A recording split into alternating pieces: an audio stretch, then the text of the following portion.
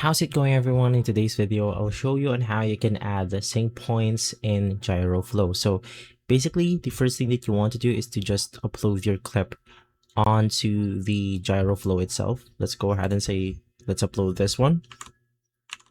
And of course, right after, you just want to navigate through the time frame where you want to add your sync points. Now, let's go ahead and find a better clip that will suit our project even better. So let me just go ahead and find one real quick. Let's select this one. And once again, you could just head over to the part where you go ahead and add your sync points. Right click on it, and then this window will show up. So you just want to select the add manual sync point here. And of course, you could just keep doing this until it matches with your project. And so guys, if this video has been helpful, leave a like, subscribe, and follow us for more videos like this. Thanks for watching.